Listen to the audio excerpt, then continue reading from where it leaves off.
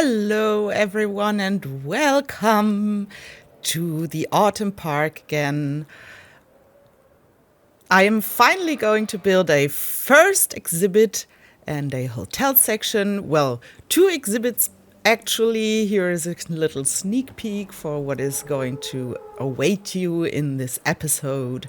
And this first exhibit, this really big exhibit, is right behind the working staff section that I have built in the last episode. And it is a classic.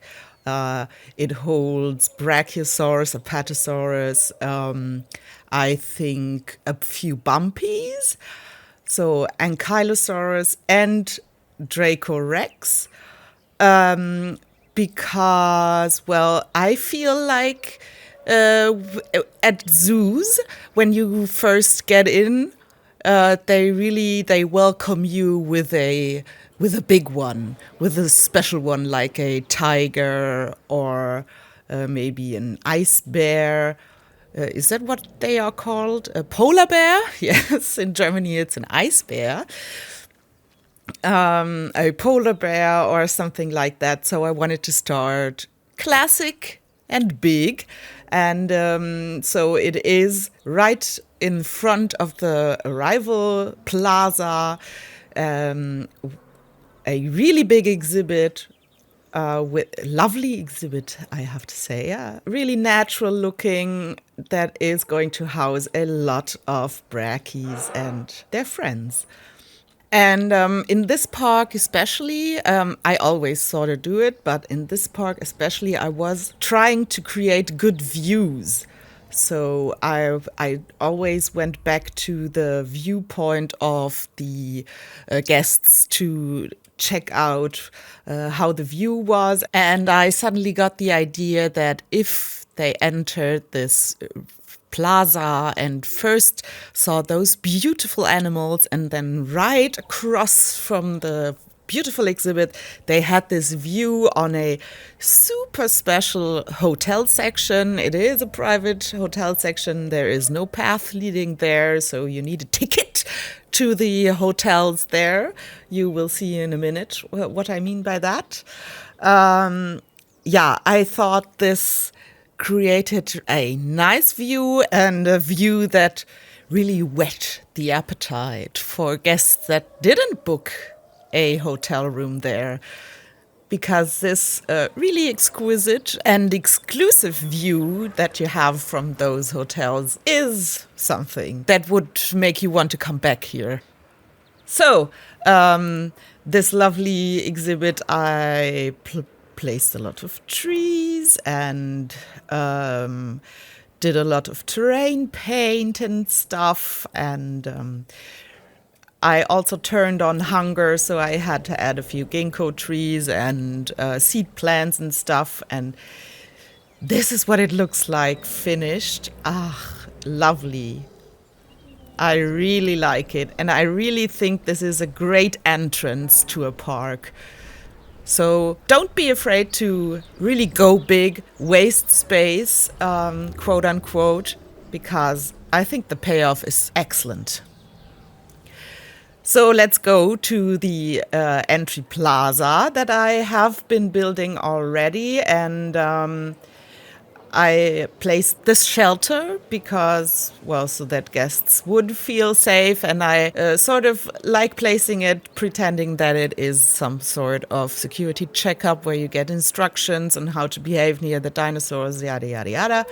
And then I did something that I usually don't do, because I don't really use the monorail in my parks very often, because I think the rails sort of, they destroy the views you have. But I don't know why. I had the feeling that this time I wanted to use it. But no idea yet what I was going to do with it. But I think I found a very good use of the monorail. I'm actually going to use the monorail a lot in this park, and I think it's always nice. Super cool. So I guess you're going to see that in a second, but I believe that I am first going to go to the hotel section and decorate this one a bit and actually build it. And I have to say that I started building this before the anniversary update with the zip line. So you will see me use it, but I will replace things that I have placed before with the zip line because, yeah, I didn't have it then. So, yeah, I'm placing a lot of lights again. At this point, I hadn't deleted the horror park section. So you see my game is still performing quite all right. I have no idea why, actually, because this is, as some of you have pointed out, a nightmare for the graphics for the GPU. What I built down there in the hellmouth. But I'm not complaining. You will see me complain in a later episode. Because it's, as I said already, it's going to become a nightmare. So, lots of decorations here. I placed the monorail at the hotel section, and this is a lot of going back and forth because I wasn't quite sure on how to use this. Here I'm checking the view because, as I said, I always want to make sure that everything looks nice, and I really didn't like that you can see the monorail next to the hotels because I feel it gives it this it really takes away some of the luxury feel that I wanted for this section. So I replaced it, I put it somewhere else, and also fiddled a bit with the placing of the hotels and how I wanted to do all of this. I actually had no idea what I was doing there. So it just goes to say that sometimes you have to try things and go back and forth, and don't be scared to erase what you have done. It happens to the best of us. Not that I'm the best of us. That's not what I wanted to say. But to err is human, as a very intelligent person used to say. So don't be afraid to make errors and mistakes, because we don't make mistakes. We have happy accidents, right? I'm such a Bob Ross fan. So, placing amenities, because this is a really exclusive hotel section, so I don't want my guests to lack any comfort, spared no expense. And also to have a really exclusive, beautiful view on the exhibits surrounding this hotel section. So I built those terraces again. I like doing this, as you know by now, maybe. And lots of path work. Here I'm doing decorations that I'm going to delete later. But I thought I should show you this. And also, by the way, this park is really an editing nightmare because I went back and forth, and I never sticked to just one section and worked on it until it was finished, but went back and forth to the entry plaza, to the next exhibit, to the monorail stuff, and again to just another pathway, and it is a nightmare. So what you see in this video is not chronological. I tried to, by the magic of editing, give you a more structured impression of this park build, but it doesn't correspond to the truth. It's not the truth. What you see here is a really embellished version of me building parks because, I guess I sort of am that way. I'm not the most structured person. I just go wherever inspiration and the flow takes me. But I figured, since I know this park and I have seen this footage for a million times right now, I, of course, have no trouble following what I'm seeing here in 500 times speed. But maybe you have, if I go just back and forth and from A to Z and to X and K and back to A again. So I tried to give this some sort of structure. I hope you can follow.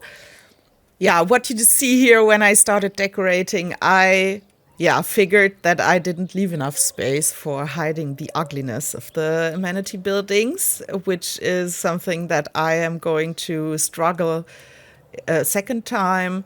And I didn't have a place to add, trees or bushes because I don't want them to be growing out of the path, and I didn't want to delete the path, so I built this crazy structure of bison lights. It's okay, I guess. It creates an aesthetic that you can go to if you want to. Yeah, it's not the most beautiful thing I have ever done, but it works. It hides the ugliness of the building.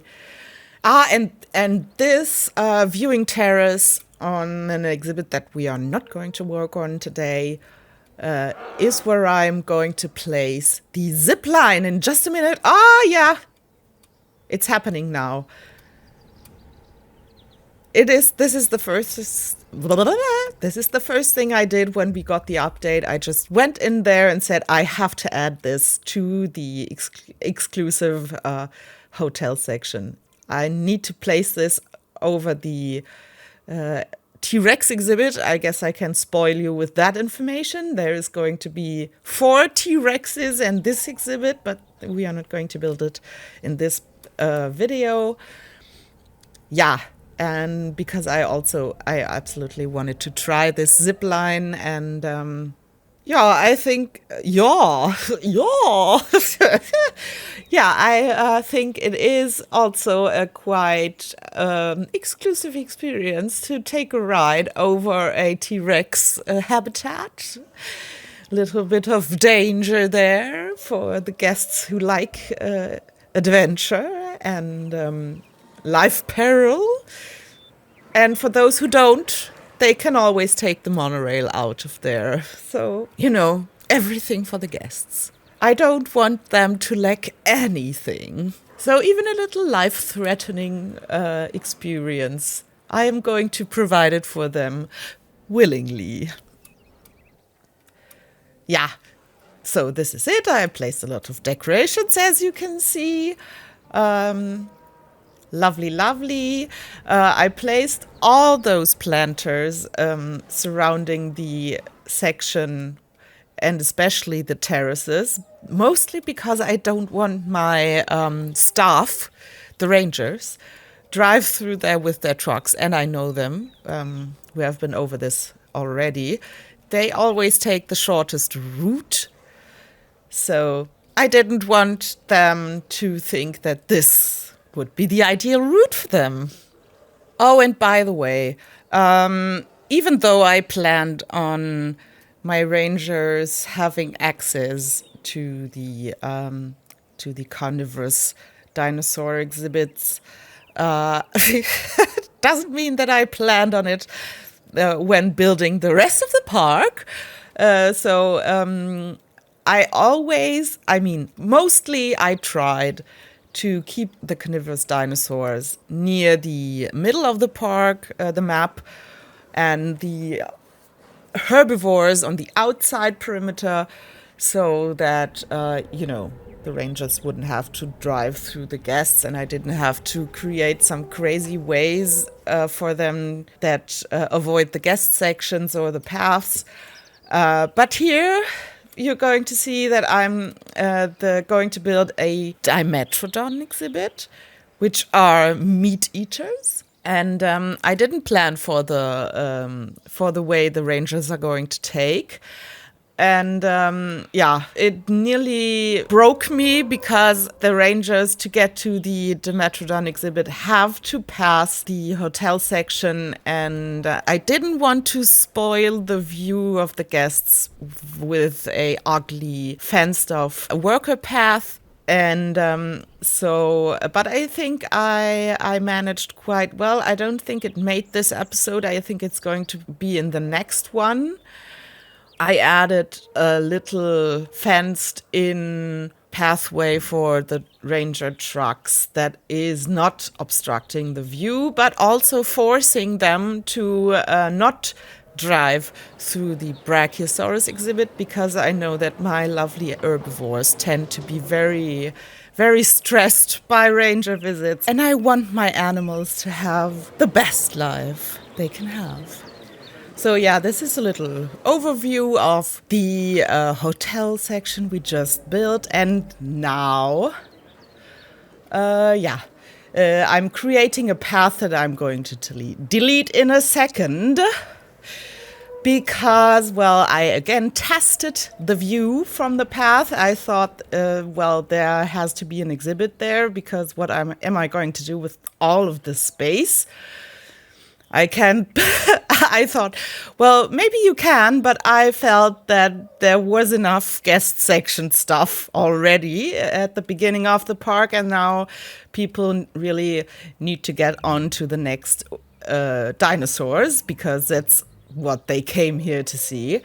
And I didn't like the view on the monorail, and then I had the crazy idea to maybe have the path go between the two monorails, monorail rails. And as I said, I practically never use the monorail, so I don't have a lot of tips how to incorporate it into your parks in special ways. But I think this thing, because I also included the buildings, as you see, I added the viewing galleries between the pillars, and they fit just like a glove, as if Frontier intended us to do this.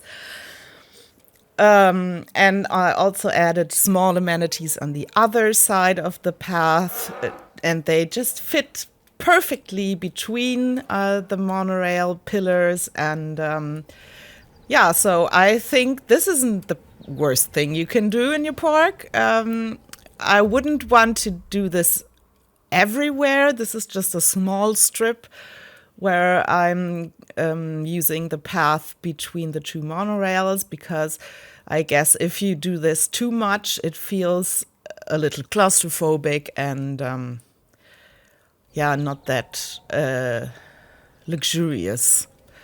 And I guess my guests are paying top dollar to enter this park, so I don't want them to walk between trains all the time. But this is maybe a cute little way of having them experience the same way as they enter. You know, the hotel guests get to drive the way that the other people are walking, and you have a cool view over the Dimetrodon exhibit that I'm building here and the path. And I'm also going to add an attraction.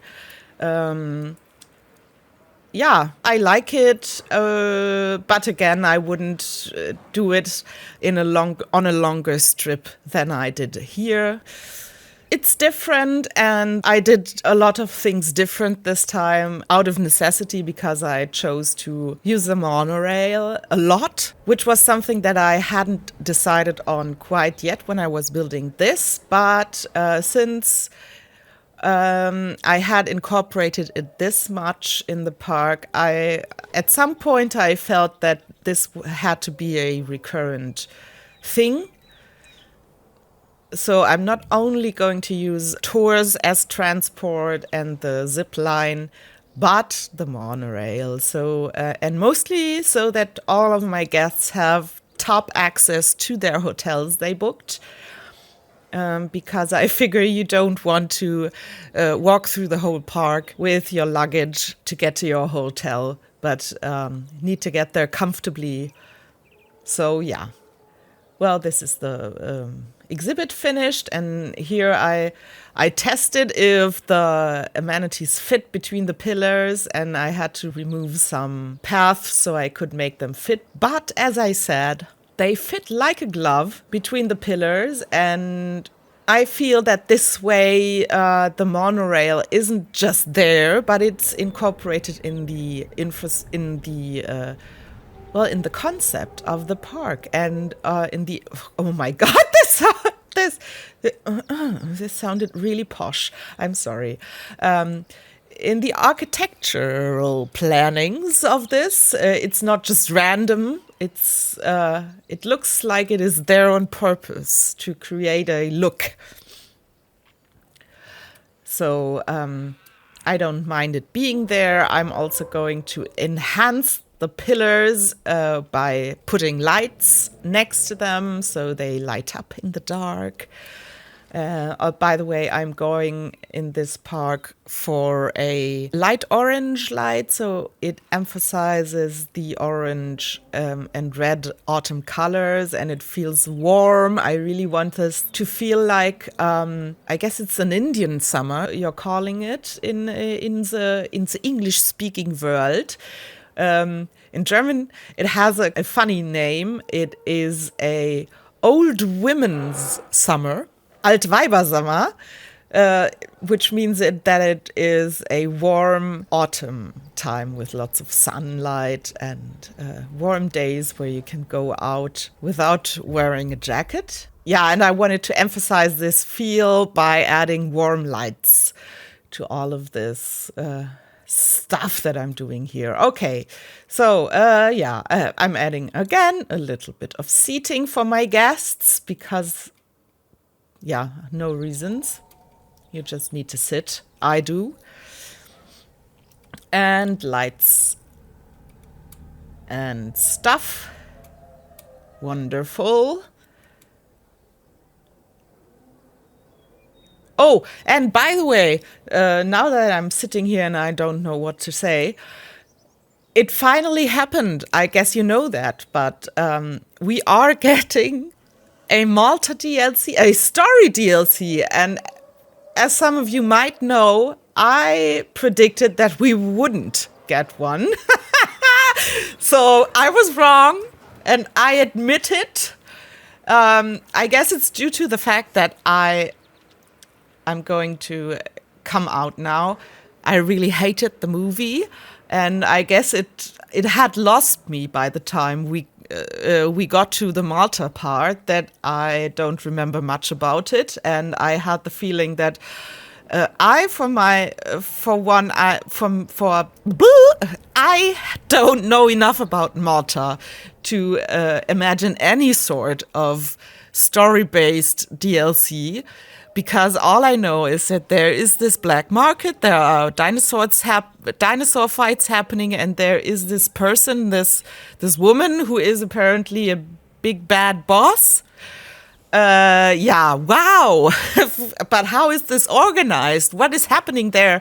Actually, I don't know anything about this. So I thought that we were going to get a story DLC once the next movie, including the Malta setting, got out and gave us some insight. But I guess they are taking another route with this franchise now. I don't think maybe this is the first stepping stone to turning the game into something more autonomous. Maybe they don't have to rely on the movies that much, because now with the last one, they created this universe. And maybe from now on, the movies and the game don't have to correspond that much, because in this universe, you can do whatever you want. I don't know. Maybe you can tell me in the comments if I missed a lot of things in the Malta part of the movie. I certainly don't feel like it. I feel like that's pretty much all we know about Malta. Yeah. So I'm really looking forward to the download content, and I'm really also looking forward to learn a little bit more about what's going on there. And I'm really happy that they included this natural lagoon and stuff. But, we're going to see. What I am looking forward to is that the compies apparently will be able to attack goats, because I like to add them in my aviaries, and they always die if I turn on hunger, because I add them with other carnivores, and they never find enough food. And for some reason, you can't place the meat feeders in the aviary. So all my compies face the same death of starvation, which is really sad. But now I guess they can attack goats, which actually, it amazes me that they have, when you breed them and you let them out. Now we are finished with the build, by the way. So here is a little overview of everything we did in this video, which was quite long. Anyhow, when you let them out, there is this a woman. I'm sorry, I'm really bad with names. Saying that they are ferocious hunters, and then they don't hunt. This always confused me, and I felt a little played for a sucker when I hear that. But now finally they are going to be able to hunt, which I'm really looking forward to, and I'm really looking forward to the animation on killing humans. I hope that they are going to incorporate some of the behavior and the kill from the movie. So that's all I have to say for today. This is now what this first entry section with the 2 exhibits, the hotel section, the monorail ride are looking like. I really love it. Without bragging, I'm not one to brag, but I really like this park. It's giving me a lot of joy. I really like how it's turning out. Look at the Brachis. Lovely view. I hope you're still there. I hope you managed to watch this video right until the end. If you are, please write potato salad in the comments, so I know. This will be a little private joke between us, because I love potato salad, and therefore I am going to love you if you write this down. Oh my God, now I'm babbling. Okay, here it is. This is it. We are finally done. I hope you enjoyed this. I hope you got something out of this, and I'm going to see you, or you are going to see, no, you are not going to see me. You are going to hear me in the next video. Stay tuned. Bye-bye.